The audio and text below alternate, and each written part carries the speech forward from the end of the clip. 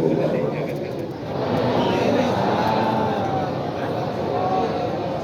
Bismillah walhamdulillah, salatu wassalamu ala rasulillah, amma ba'du. Yang mulia para ulama, para kiai, para asatiz dan asatizah yang saya hormati, Bapak Gubernur Provinsi Kepulauan Bapak Haji Ansar Ahmad, yang saya hormati Bapak-bapak pejabat pemerintah baik sipil, TNI maupun Polri, para tokoh masyarakat, panitia Nuzulul Quran serta DKM Masjid Jami Al-Muhajirin, ibu bapak, saudara-saudara kaum muslimin yang saya cintai. Tahun 2011 Pak Haji Ansar Ahmad bersama dengan Kiai Haji Zainuddin MZ melakukan safari dakwah di Tanjung Pinang.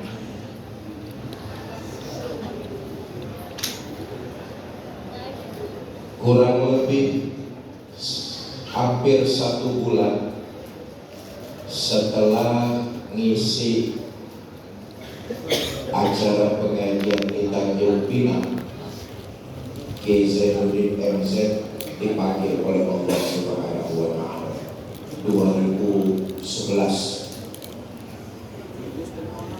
Enggak sampai 1 bulan sejak ditemani oleh Pak Haji Ansar Ahmad, Kiai Zainuddin MZ wafat. Malam ini saya jadi khawatir.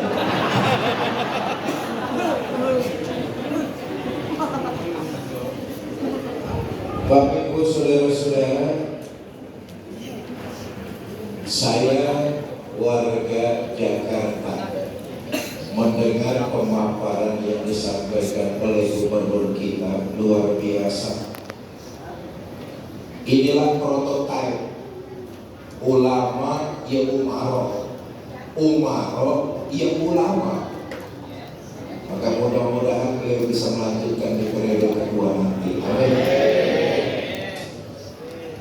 Satu hari malaikat Jibril berdoa dan doanya diaminkan oleh baginda Nabi Muhammad SAW.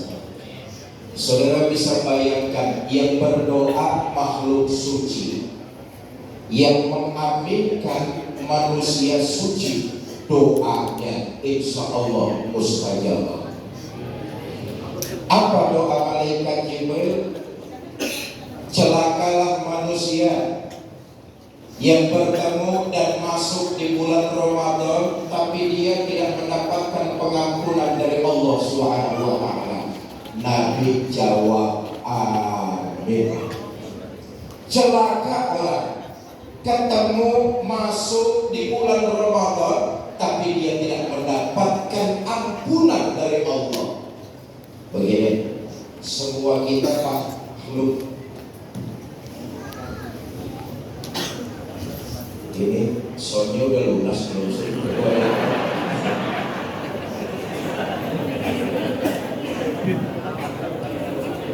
Cek 1 2. Yang ini lunas. Semua kita yang malam ini hadir di Masjid Al-Muhajirin adalah makhluk yang berlumuran salah dan dosa. Betul tidak? Yang malam ini hadir di masjid ada nggak yang nggak pernah bikin dosa? Ada apa tidak? Semua kita ini makhluk yang berlumuran salah serta dosa. Saya nih, Fikri Zainuddin MZ, dosa dan salahnya boleh jadi lebih besar dari bapak dan ibu semua. Tapi Allah berikan kita 1 bulan Ramadan, bertaburan bonus pahala, di antaranya maghfirah, menggapai pengampunan Allah Subhanahu wa Ta'ala. Kita gunakan bulan ini untuk mencapai maghfirah.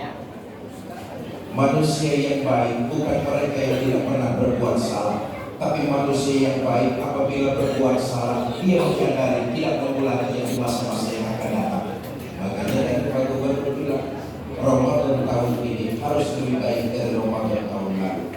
Dan Ramadan tahun depan harus lebih baik daripada Ramadan tahun ini. Kenapa? Dalam kaitannya kita menggapai maghfirah, pengampunan dari Allah Subhanahu wa Ta'ala. Lepas dari Ramadan, masuk bulan Syawal dan bulan-bulan seterusnya, istiqomah dalam nilai-nilai taubat kepada Allah. Saudara, Islam menganjurkan kita pemeluknya untuk sesegera mungkin melaksanakan pertobatan. Dan luar biasa keutamaan taubat. Diceritakan dahulu ada manusia durjana, kerjaannya tiap hari ngoleksi dosa, judi doyan, mabok nggak ketinggalan, zina di mana aja punya langganan, members. Jenis salah dan dosa, jenis kemaksiatan apa saja pernah dikerjakan oleh orang ini. Bahkan ini orang luar biasanya sudah membunuh 99 manusia. Jadi preman gak tanggung-tanggung, membunuh 99 orang. Ini preman bukan preman kaleng-kaleng. Preman kaleng-kaleng kan cuma di dalam gang saja beraninya, tapi keluar dari gang kayak ayam sayur. Ada orang di Madinah kayak begitu ada? Yang mana orangnya? Ini orang luar biasa, dosanya sudah banyak betul, membunuh 99 orang. Satu hari dapat taufik dan inayah, ingin menggapai maghfirah Allah, pengen taubat dia orang. Datang ke seorang ustaz. Kebetulan yang didatangin ustaznya ustaz gaul. Pak Ustaz, saya pengen tobat, kira-kira tobat saya diterima Allah apa enggak? Kata Ustaz, dosa apa yang kamu perbuat? Cerita ini preman bahwa dia sudah membunuh 99 orang. Mendengar preman pengakuannya membunuh 99 orang, ini Ustaz marah. Manusia laknat, nyawa dari Allah, Allah juga yang berhak mencabutnya. Terlalu banyak dosa yang kamu perbuat, tobatmu tidak akan diterima, tempatmu sudah pasti neraka. Yang namanya preman dimaki-maki ustaz, temperamennya naik, saudara. Apa yang terjadi? Itu ustaz dibunuh. Lempar jadi cepet. Kita lihat, ini orang walaupun dosanya sudah bertumpuk, nggak putus asa dalam meraih maghfirah Allah. Satu hari dia datang ke seorang kiai yang arif dan bijaksana. Pak Kiai, saya pengen tobat, kira-kira tobat saya diterima Allah apa enggak? Apa kata kiai? Sebesar apa saja dosa yang kamu lakukan, selama kamu tidak menyekutukan Allah, kalau kamu tobat, tobatmu akan diterima. Tuh, omongan kiai mah nyenengin hati. Omongan kiai nyenengin hati. Tapi lama-lama kiai ini penasaran juga ditanya, Mas, dosa apa yang kamu perbuat? Cerita nih preman, begini kiai, mula-mula sih saya membunuh 99 orang. Terus saya datang ke ustaz dimaki-maki. Lalu ya udah ke ustaz saya lewatin aja. Jadi 100 korban saya. Kata ya sudah, yang lalu biarlah berlalu. Kalau kamu mau tobat, insya Allah tobatmu akan diterima. Tapi ada 100 syaratnya. Apa kiai? Tinggalkan kampungmu, pergi ke kampung yang di dalamnya penuh dengan orang-orang ahli ibadah. Sebab kalau kamu tobat, kampungmu masih di situ, kamu akan terkena penyakit koma. Malam kamu tobat, pagi udah kumat. Jadi saya mesti pindah kiai. Pindah. Kira-kira kemana kiai? Tiba-tiba. Amin. Ini orang-orang ahli ibadah semua. Baik Kiai, saya mohon doa restu Kiai saudara. Preman, temperamennya kasar, perangainya keras, tapi mau dinasehatin sama Kiai. Luar biasa. Ini preman cium tangan Kiai, ngambil berkah bolak-balik. Enggak cuma cium tangan bolak-balik, lamplopi.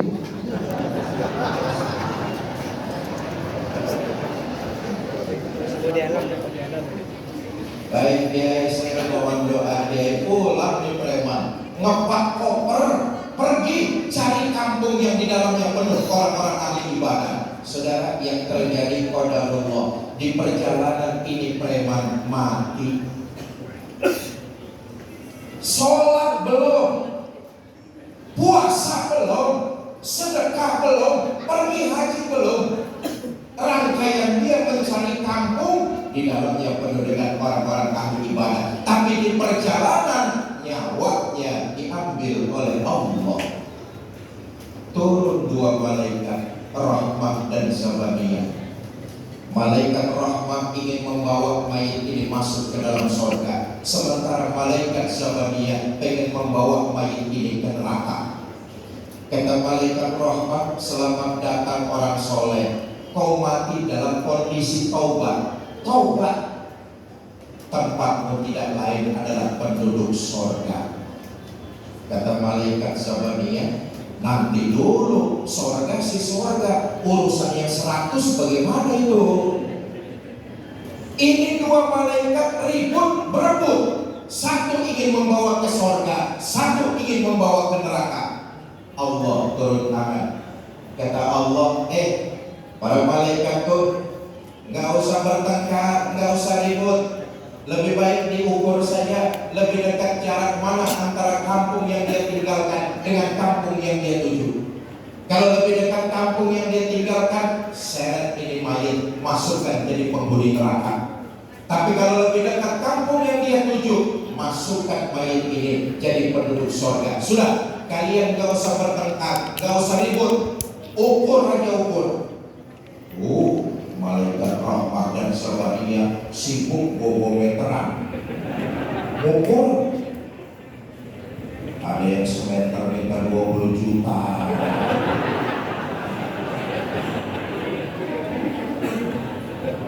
Apa yang terjadi Bapak Ibu Saudara-saudara atas berkat rahmat Allah? Ini fase kedua. Kita hadir di Masjid Al-Muhajirin ini semua atas berkat rahmat Allah. Kita sehat semua malam ini atas berkat rahmat Allah. Bahkan nanti di akhirat kalau kita semua yang hadir masuk surga, amin, itu karena rahmat Allah. Bedanya cuma sejengkal. Mayit ini lebih dekat kampung yang dia tuju daripada kampung yang dia tinggalkan. Allah takdirkan mayit ini jadi penduduk surga. Apa keutamaannya? Segera mencapai maghfirah Allah Subhanahu. Jadikan bulan Ramadan ini pertama media menebarkan nilai-nilai kebaikan, memperbanyak ibadah dengan harapan seluruh kesalahan dan dosa-dosa kita diampuni oleh Allah Subhanahu wa Ta'ala. Yang kedua, tadi Pak Gubernur juga sudah menyampaikan, di bulan ini turun peristiwa luar biasa, turunnya kitab suci Al-Quran, dan itulah pedoman buat kita umat Islam. Kita ini rupa-rupanya umat Islam baru cuma sekedar menjadikan Al-Quran hiasan saja di rumah kita masing-masing. Mungkin di bulan puasa sekarang ini, mungkin saja Al-Quran kemana-mana selalu kita bawa. Kita baca siang, malam, pagi, sore. Di rumah kita taruh di tempat yang paling tinggi. Kita mau ambil, kita mau baca, kita cium dulu, kita taruh di atas kepala. Boleh jadi, tapi maaf, isi dan ajaran Al-Quran belum kita internalisasikan dalam kehidupan sehari-hari. Itu yang tadi disampaikan Pak Gubernur kita. lupa. Yang terpenting adalah isi ajaran kandungan Al-Quran kita terapkan dalam kehidupan sehari-hari. Contoh, ada ayat wa'tasimu bihablillahi jami'a wala tafarraqu, berpegang teguhlah kalian kepada tali Allah, hiduplah kalian, jangan terpecah belah, jangan bercerai-berai. Ini artinya Pak Gubernur sudah mengajarkan kepada kita rajut silaturahmi. Ayat ini sering kita baca, tapi prakteknya dalam kehidupan sehari-hari kita cuma gara-gara beda organisasi sama tetangga pelotot-pelototan. Ada orang Batak kayak begitu ada?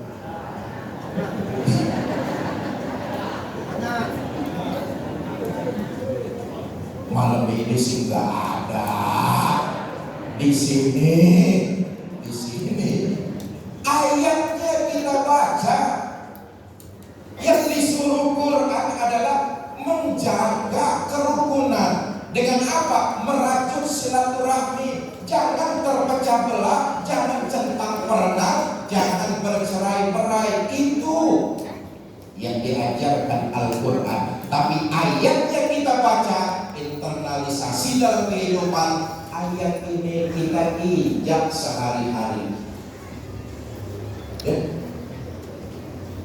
Apalagi kita ini masyarakat Indonesia, rajut tali silaturahmi. Ada tradisi mudik, silakan merajut silaturahmi. Karena memang merajut silaturahmi ajaran agama Islam. Hanya dengan persatuan saja kita bisa mencapai kekuatan. Dengan kekuatanlah kita bisa mencapai dan meraih kemenangan. Karena itu yang disuruh dalam Al-Quran, rajut silaturahmi, jaga kerukunan. Enggak soal organisasinya apa, enggak soal partai politiknya apa, enggak soal pilihan presidennya yang mana. Sesama muslim kita sudah diikat dengan tali akidah. Sesama anak bangsa kita sudah diikat dengan Bhinneka Tunggal Ika. Sebagai sesama anak bangsa, dari Sabang sampai Merauke, kita ini gugusan pulaunya kurang lebih 28.000 pulau. Sukunya bermacam-macam, bahasanya juga berbeda-beda, keyakinannya pun tidak sama. Walaupun kita berbeda suku, berbeda bahasa, berbeda keyakinan, kita sudah diikat dengan Bhinneka Tunggal Ika. Semua kita lahir di pangkuan Ibu Pertiwi. Air negeri ini yang kita minum, udara negeri ini yang kita hirup. Walaupun kita berbeda suku, bangsa, dan bahasa, tapi dalam perbedaan yang diajarkan Islam, saling menghormati, saling menghargai, dan tetap saling mencintai. Malam ini saya ke Tiban Indah. Ini Tiban Indah. Tadi Ketua Yayasan sudah menyampaikan kepada saya, Ustaz, di Tiban Indah majemuk.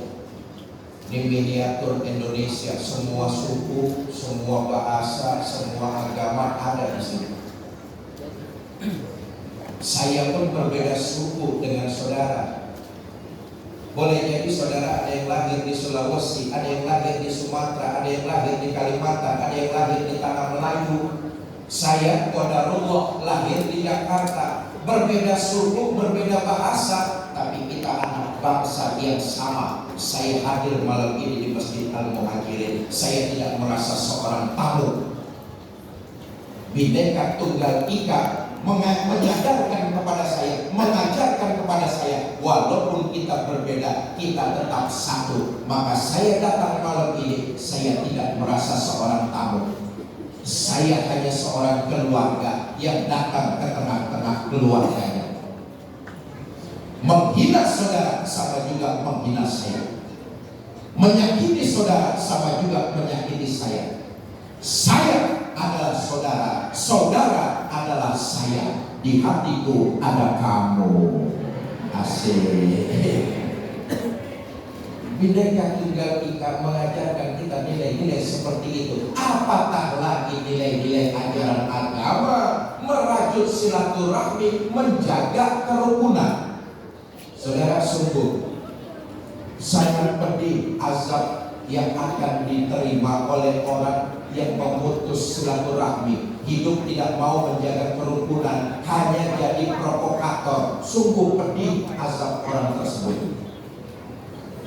Saya nggak menceritakanlah bagaimana keutamaannya silaturahmi, menjaga kerukunan, tapi saya ingin menyampaikan riwayat betapa celakanya orang yang hidup di kampung tapi nggak mau menjaga kerukunan, malah memecah belah masyarakat. Celaka orang yang gitu.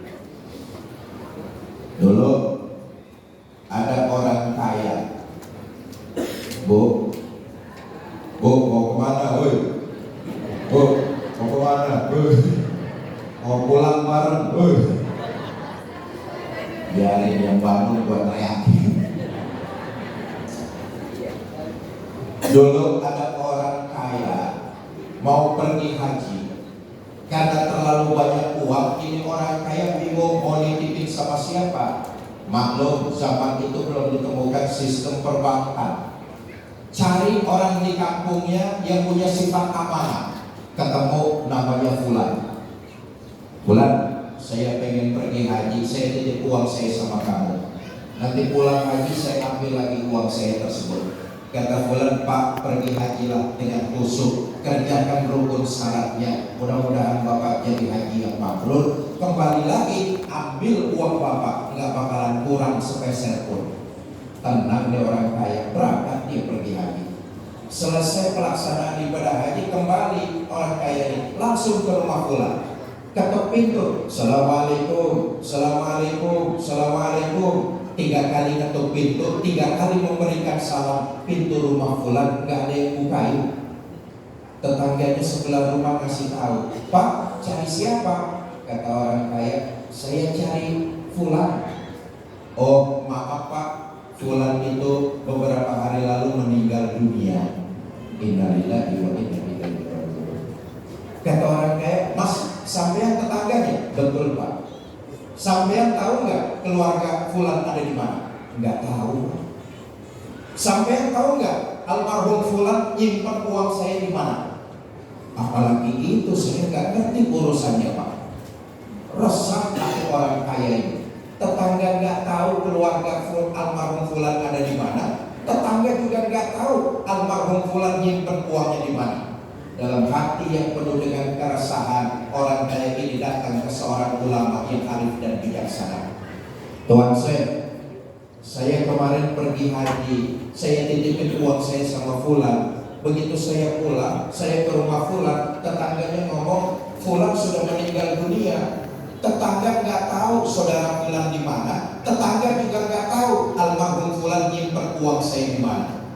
Ini jalan keluarnya bagaimana Tuan Syekh? Kata ulama tersebut, nanti dulu Pak, saya mau tanya, almarhum Fulan itu orangnya rajin ibadah apa enggak? Rajin Tuan Syekh, sholat berjamaah nggak ketinggalan, pengajian doyan, sama ulama bergaul, hidup di kampung menjaga amanah, nggak khianat. Almarhum Fulan orangnya rajin ibadah. Kata ulama tersebut, ya sudah, mudah-mudahan almarhum Fulan sedang mendapat nikmat kubur. Begini saja, Bapak kembali lagi ke Mekah. Nanti malam, tepat di tepian sumur Zam-Zam, Bapak panggil almarhum Fulan. Kalau memang dia sedang mendapat nikmat kubur, Bapak panggil di tepian sumur Zam-Zam, nanti akan ada yang nyautin dari dalamnya. Ini orang kaya berangkat lagi ke Mekah. Tengah malam di tepian sumur Zam-Zam, ini orang kaya teriak, Fulan, Fulan, Fulan. 3 kali teriak, nggak ada yang nyautin dari dalam sumur Zam-Zam. Gontai orang kaya ini. Pagi-pagi lapor sama ulama tersebut, Tuan saya 3 kali semalam saya di tepian sumur Zam-Zam manggilin Fulan, tapi nggak ada yang nyautin. Ini bagaimana Tuan saya? Kata ulama tersebut, wah celaka. Jangan-jangan almarhum fulan sedang disiksa di dalam kuburnya. Begini saja Pak, Bapak Yaman. Di Yaman ada sumur bernama Sumur Burnut. Kalau memang almarhum fulan sedang disiksa di dalam kuburnya, Bapak panggil di tepian Sumur Burnut, nanti akan ada yang nyautin dari dalamnya. Orang kaya ini berangkat ke Yaman. Tengah malam tepat di tepian Sumur Burnut, orang kaya ini teriak, "Fulan, oi!" Baru sekali manggil sudah ada yang nyautin dari dalam sumur. Heran orang kaya, "Ya Allah fulan, kenapa kamu sedang disiksa di dalam kuburmu? Waktu di alam dunia kan kamu rajin ibadah, sholat berjamaah doya, ngaji gak ketinggalan, sama ulama bergaul, hidup di kampung menjaga amanah. Kenapa kamu sedang disiksa di dalam kuburmu?" Kata fulan, "Pak, betul, waktu hidup di dunia saya rajin ibadah, tapi rupa-rupanya masih ada satu persoalan yang belum saya selesaikan. Mumpung Bapak datang ke sini, saya minta tolong temui saudara saya, sampaikan salam permohonan maaf dari kesalahan yang pernah saya lakukan dulu." Terkejut orang kaya, "Loh, sampean punya saudara?" "Punya Pak." "Di mana?" "Di Batinda." "Ya udah, Sherlock." Udah dengerin aja lah. "Ini Pak, alamat saudara saya minta tolong temui dia, sampaikan permohonan maaf dari kesalahan yang pernah saya lakukan waktu hidup di alam dunia." Kata orang kaya, "Baik fulan, alamatnya sudah saya pegang. Nanti saya cari saudara kamu, saya sampaikan amanat dari kamu." "Terima kasih Pak."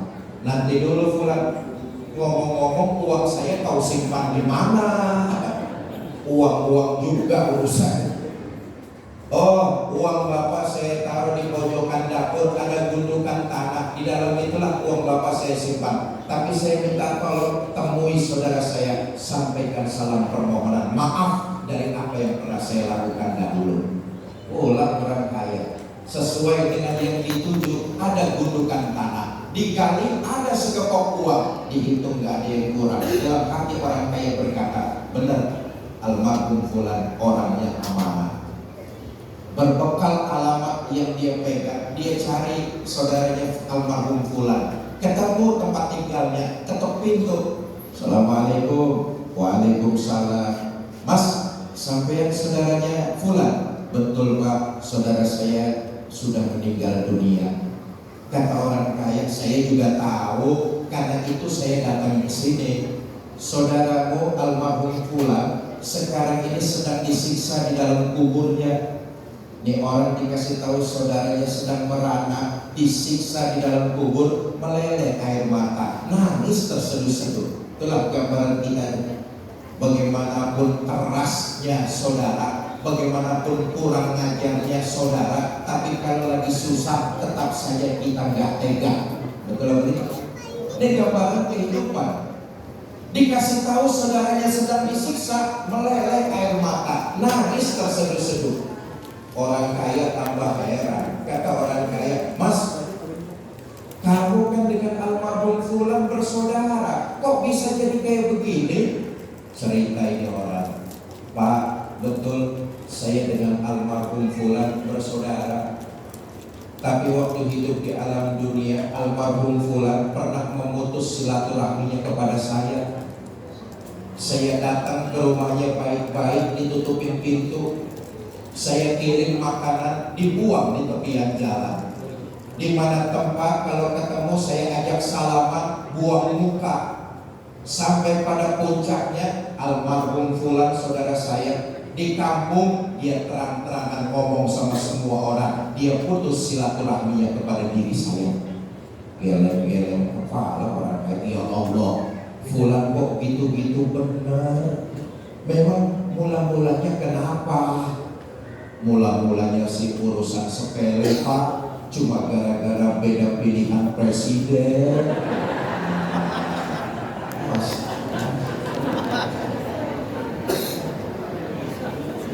Urusannya sepele, cuma gara-gara beda ide, beda pemikiran, beda organisasi. Almarhum pulang dia putus silaturahminya kepada saya. Pak, Allah dan Bapak yang jadi saksi. Apa saja yang pernah dilakukan almarhum saudara saya maafkan. Beberapa hari kemudian orang kayak ini tertidur. Dalam tidur dia mimpi bertemu dengan fulan, wajahnya berseri, tersenyum di pipinya. Mudah-mudahan ini bertanda bahwa tobatnya, kesalahannya diampuni oleh Allah Subhanahu wa Ta'ala. Inilah pelajaran buat kita. Jangan sampai tiap tahun kita peringati nuzulul Quran, tapi yang terpenting adalah apa yang disampaikan oleh Pak Gubernur. Internalisasikan ajaran Al-Quran dalam kehidupan. Ya. Yang ketiga, yang terakhir, Bapak Ibu Saudara-saudara, sampai jam berapa? Sampai sahur. Udah enggak bayar sampai sahur.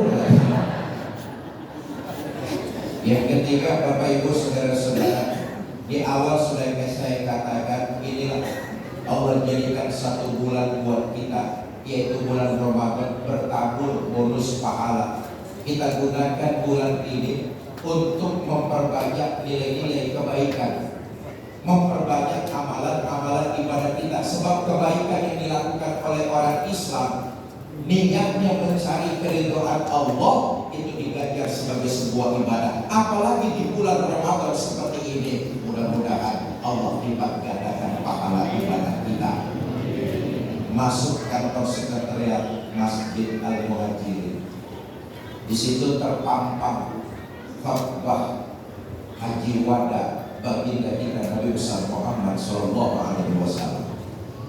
Di antara khutbah Haji Wada, Nabi mengingatkan kepada kita, berbuat baiklah kepada orang lain. Kepada orang lain itu jamak, umum. Nabi berpesan kepada kita, apalagi di bulan Ramadan seperti ini, berbuat baiklah kamu kepada semua orang. Lintas suku, lintas bahasa, bahkan lintas agama sekalipun, karena perbuatan baik yang kita lakukan, apalagi di bulan Ramadan, dicatat sebagai sebuah ibadah dan dilipat gandakan pahalanya.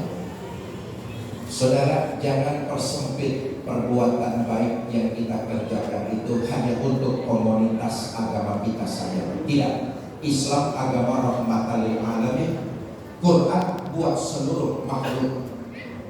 Baginda Nabi adalah Nabi yang buat alam seluruhnya.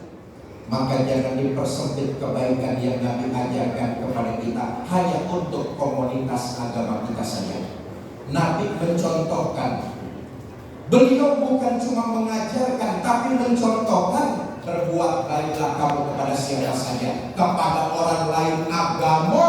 Nabi nyontohin kepada kita, berbuat baik bagi mereka.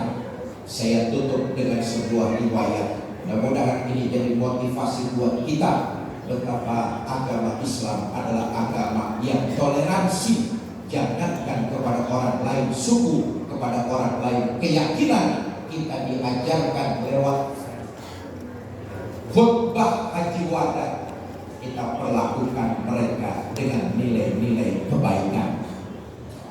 Saudara, di sudut kota Madinah ada Yahudi tua buta. Tiap hari Nabi datang berbuat baik. Ya Allah, ayo kita lihat perbedaannya. Nabi itu aslinya orang Mekah, betul atau tidak?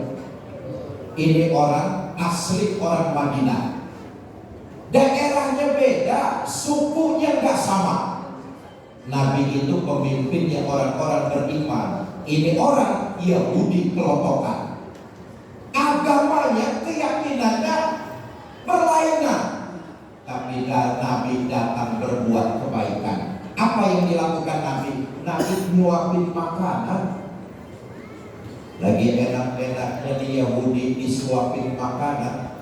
Karena dia buta, cuma mengandalkan pendengaran. Yahudi dengar di depannya ada orang lewat, berdiri dia lalu pidato. Bang, Yang barusan lewat di depan saya, hati-hati kalau ketemu Muhammad.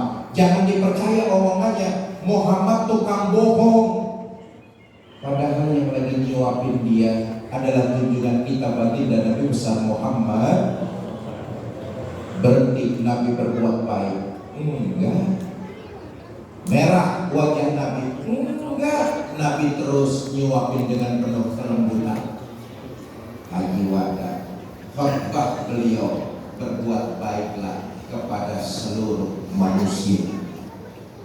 Nabi berbuat baik gak cuma sehari itu. Besok Nabi datang lagi, nyuapin, sedang enak-enaknya disuapin. Ini Yahudi, dia dengar di depannya ada orang lewat, berdiri dia pidato lagi. Bang, yang barusan lewat di depan saya, hati-hati kalau ketemu Muhammad. Jangan dipercaya omongannya, Muhammad tukang sihir. Nabi terus menyuapin dengan penuh rasa penghormatan, memuliakan. Allahumma sholli wa sallim wa barik. Saya tanya nih, kira-kira orang Tiban Indah masih mau nyuapin gak kalau yang kita suapin caci maki kita? Hah? Suapin aja terus, tapi makanannya campurin racun dikit. Bapak Ibu saudara-saudara, pantas kalau khotbah Haji Wada Nabi mengajarkan kepada kita sekaligus mencontohkan. Di bulan baik ini kita tebarkan nilai-nilai kebaikan, mengharap ridho Allah, berlipat ganda pahala. In ahsantum ahsantum li anfusikum. Kalau kamu berbuat baik, kebaikan itu akan kembali buat dirimu. Kalau kamu berbuat jahat, kejahatan itu juga akan menimpa dirimu sendiri. Saudara, kalau kita berbuat baik sama orang lain, boleh jadi orang itu menerima perbuatan baik kita, tapi hakikatnya kita sedang berbuat baik bagi diri kita sendiri. Contoh, nanti selesai pengajian Pak Gubernur ngajakin saya ngopi. Habis ngopi saya diamplopin duit 20 juta. Umpama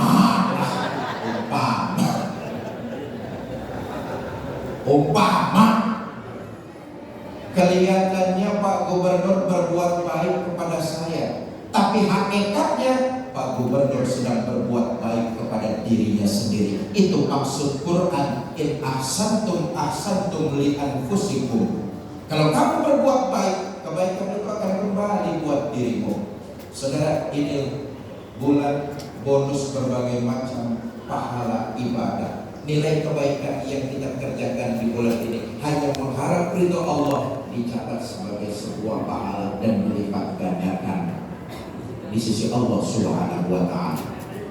Ketahuilah, amalan perbuatan yang kita lakukan, baik yang nilainya pahala maupun yang dosa, itulah yang akan jadi bekal perjalanan kita di alam berikutnya. Maaf. Ini yang hadir di Masjid Al-Muhajirin ini kan calon-calon jenazah. Betul? Saya tanya, ada orang di Tiban Indah yang sudah dapat jaminan puasa depan akan ketemu lagi? Ada apa tidak? Enggak ada. Kita ini enggak punya jaminan. Jangankan Ramadan tahun depan, besok kita masih bisa sahur apa tidak? Enggak ada yang bisa ngejamin. Betul apa enggak? Itu artinya semua kita ini calon-calon jenazah yang jadi bekal kita. Perbuatan baik dan buruk itulah amalan yang menjadi bekal kita. Nabi sudah ngingetin kok, nanti apabila sudah saatnya malaikat maut datang menjemput, digotonglah jasad kita oleh orang ke kuburan. Saudara, hari itu pasti terjadi, menimpa setiap kita yang malam ini datang di masjid. Jasad kita digotong orang hari itu ke kuburan. Naiklah kita kendaraan yang paling seram, namanya keranda jenazah. Siapa yang naik pasti mati. Belum pernah ada yang gagal. Yang nganter kita cuma 3 kata Nabi, ahluhu wa maluhu wa amaluhu, keluarga, harta, amal, perbuatan yang baik dan yang buruk itu nganter tuh. Tapi sayang yang dua pulang, ahluhu wa maluhu, keluarga dan harta pulang. Harta yang kita cari siang malam pagi sore, mobil mewah, rumah megah, harta berlimpah, hanya akan kita tinggalkan kecuali yang kita belanjakan di jalan Allah. Yang lain akan jadi rebutan ahli waris kita saja. Tak seorang pun keluarga kita yang katanya cinta, dia mau nemenin kita di dalam kubur. Pak,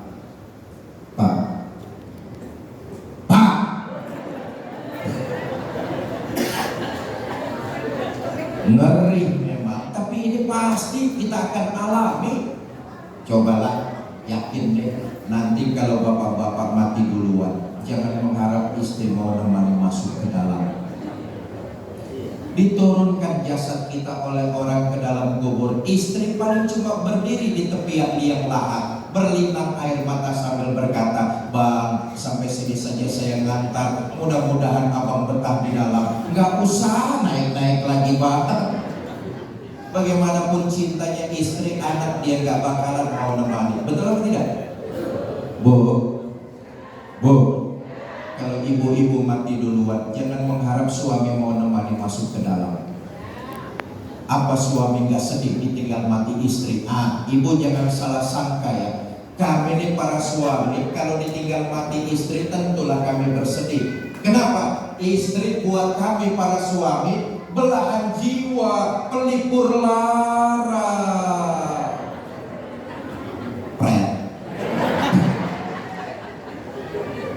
Apa suami nggak nangis ditinggal mati istri? Ibu jangan salah sangka, kami para suami apabila ditinggal mati istri bercucuran air mata. Mata yang kanan, mata yang kiri melotot nyari mana gantinya. Jelaslah sudah bahwa ketika hari itu dan pasti akan menimpa kita hanya perbuatan yang baik dan buruk. Kembali lagi, Ramadan Allah berikan kepada kita. Dalam 1 bulan selama 1 tahun, nilainya 84 tahun kita beribadah kepada Allah Subhanahu wa Ta'ala. Maaf nih, khairum min alfis syahr. Bobotnya Lailatul Qadar itu nanti 84 tahun. Selama 84 tahun dicatat sebagai hamba yang beribadah karena mendapatkan Lailatul Qadar. Orang sekarang ada yang sampai umurnya 80 tahunan, jarang Pak. Betul apa tidak? Paling banter 50, 60, 70, masuk 80 kalau masih ada jenis makhluk langka. Min alfis syahr. Maka kita gunakan Ramadan ini untuk memperbanyak nilai-nilai ibadah, tebarkan kebaikan dan jangan pernah pandang bulu. Ini saja yang dapat saya sampaikan. Mari sama-sama kita munajat kepada Allah. Mudah-mudahan kita semua yang hadir Allah berikan kekuatan zahir dan batin, bisa mengoptimalkan ibadah di bulan Ramadan, lalu mengimplementasikan nilai-nilai ibadah Ramadan di luar bulan Ramadan. Bitil kalniyah al-Fatihah.